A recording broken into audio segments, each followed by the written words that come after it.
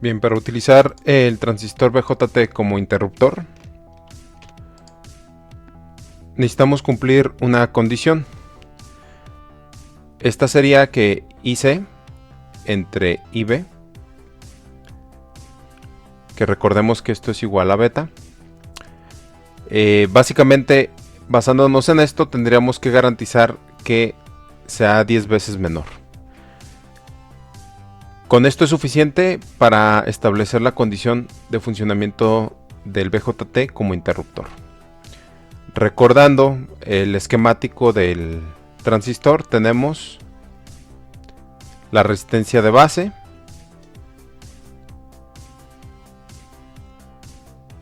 tenemos aquí una resistencia de carga y la fuente de alimentación que hace que funcione, bueno, en este caso el actuador. Entonces simplemente hay que recordar, este es RB, este es RC, este es más menos BSC.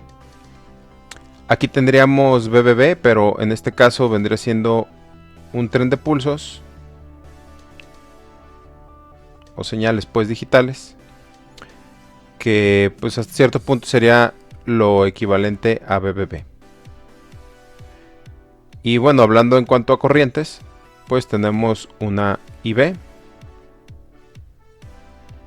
tenemos una IC y pues sabemos que aquí el transistor tiene una determinada beta o HFE, ¿sí? Aquí nada más hay que considerar que RC es igual a RL, es decir,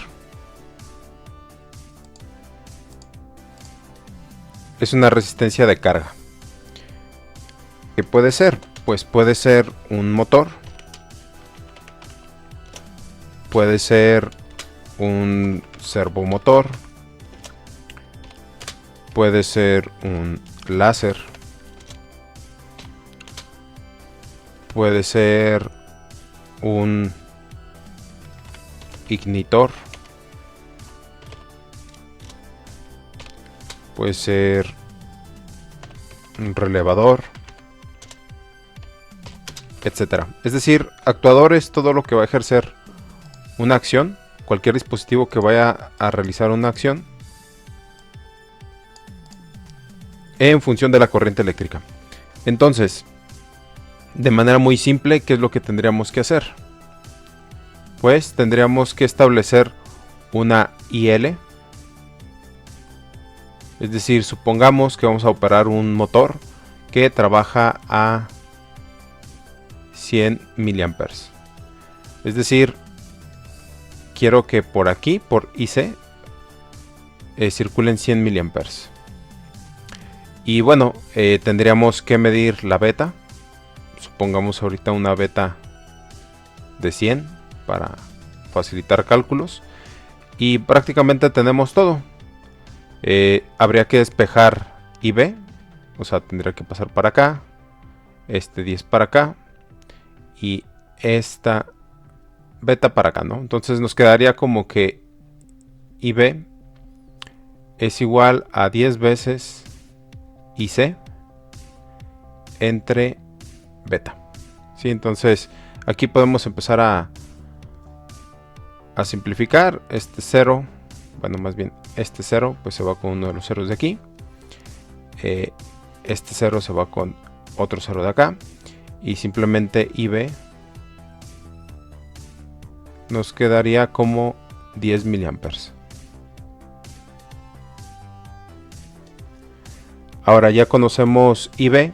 En función de IB ahora podemos calcular RB, pero necesitamos ahora considerar el valor del tren de pulsos. Es decir, el estado en alto típicamente de un sistema digital pues viene de 5 volts o 3.3 volts.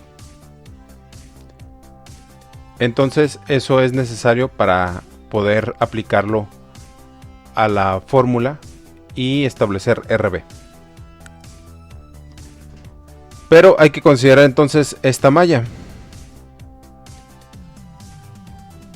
Deduciendo esa malla, pues el B de pulso, que es BBB, o anteriormente le llamamos BBB, pues se va a distribuir entre el voltaje en RB, más, recuerden que aquí tenemos un más menos BBE.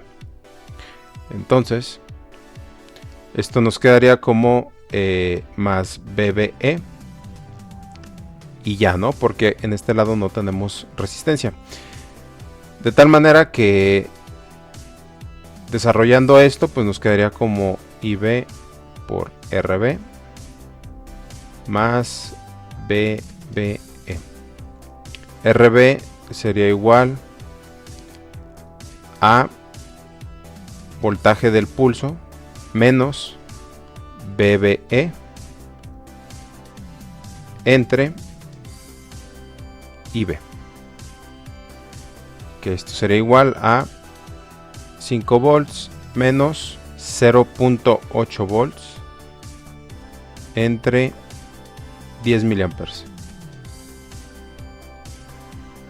Bueno, y entonces RB es igual a 420 ohms. Y listo. Con esto ya es suficiente para garantizar que nuestro BJT se comporte como interruptor.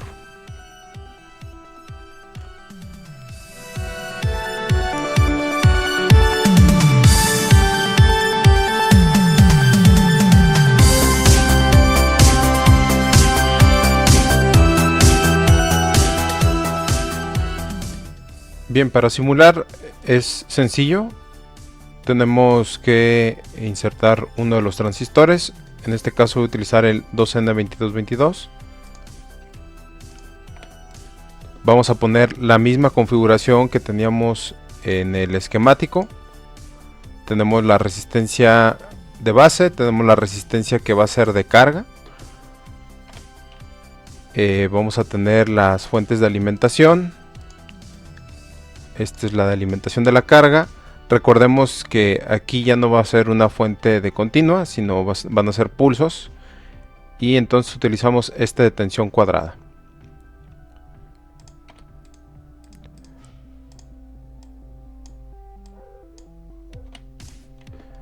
Y bueno, las respectivas tierras.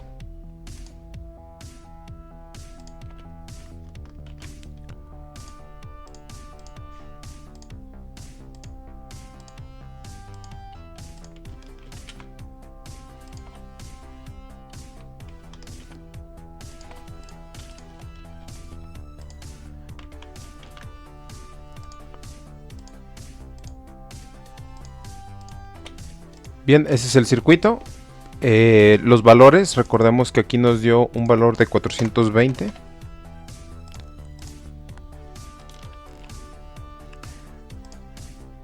Como va a ser la carga, pues aquí no definimos una resistencia como tal, más bien definimos una corriente. Esta corriente quedamos que era de 100 miliamperes, o sea 0.1 amper. Y bueno, aquí vamos a trabajar con 5 volts.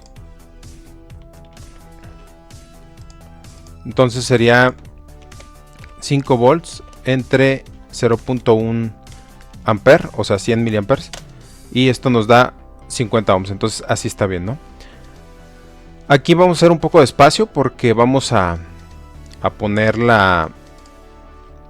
los medidores. En este caso va una sonda de corriente. Este va a ser nuestra IB. Acá de este lado vamos a poner una sonda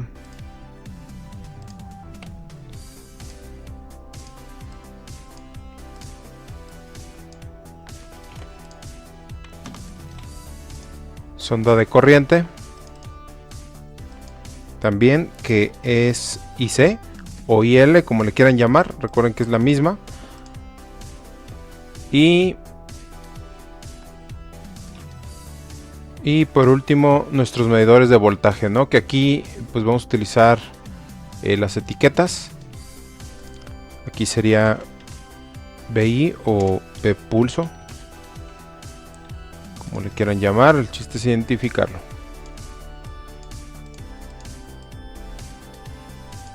Bien, entonces ya tenemos los dos parámetros de entrada, corriente y voltaje, y aquí hace falta otra etiqueta. En este caso recuerden que va entre la terminal del colector y la resistencia. Aquí tendríamos B de carga, o bueno, vamos a ponerle BCE, ¿no? Es el BCE. Ok, entonces ya tenemos todo lo especificado en el circuito. Aquí vamos le poniendo que es un pulso de 5 volts en estado alto. Vamos a definir cuánto tiempo. Aquí le ponemos unos 10 milisegundos en estado alto y unos 10 milisegundos en estado bajo.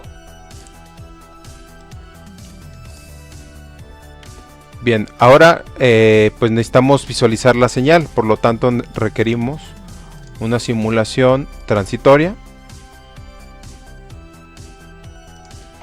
y una simulación de DC, porque evidentemente tenemos componentes de DC. Aquí pues como tenemos un periodo, recuerden que esto es un estado en alto, un semiciclo, y el otro semiciclo en bajo, quiere decir que es un periodo de 20. Entonces en 20 milisegundos veríamos un periodo, por lo tanto hay que ver unos 4 periodos, ¿no? Aproximadamente. Y aquí le ponemos algunos 200 valores para que se vea bien, ¿no? La señal. Bien, recuerden que hay que guardar. Guardamos como BJT switch, interruptor, como gusten. Y bueno, ya está todo listo. Simulamos. Y aquí nos está marcando algún error. Bueno, normalmente cuando el error marca jacobiano, en este caso lo más fácil es jugar con dos parámetros. Uno sería una resistencia virtual, por así llamarla. Vamos a ponerla de 1 ohm para que no interfiera en los cálculos. Vamos a ver si con eso tiene. No. Y la otra con la que podemos jugar es con el muestreo de la señal. Aquí a lo mejor le podemos bajar a 60 milisegundos. Ahí está. Es un error de Cooks. Los cálculos se indeterminan, entonces por eso hay que recurrir a este tipo de artimañas, por así llamarlas. Bueno, entonces si observamos la señal, pues hay que ver el voltaje de entrada, que es B pulso. Aquí está, B pulso. Y el voltaje de salida. Y aquí tenemos el resultado. Entonces, si observan, cuando el pulso de entrada es positivo, a la salida es negativo. Sí, es 0, pues tiende a 0. Cuando a la entrada es 0, pues a la salida tiende a ser el voltaje positivo, o sea, la saturación positiva. Esto es un comportamiento como inversor del transistor. Ahora, ¿qué pasa con la corriente? Con la corriente, pues agarramos ahora el IB. Acuérdense que debe ser con la extensión .IT, porque T nos indica que es en función del tiempo. Y IC, que es la salida. Y bueno, pues observemos, ¿no?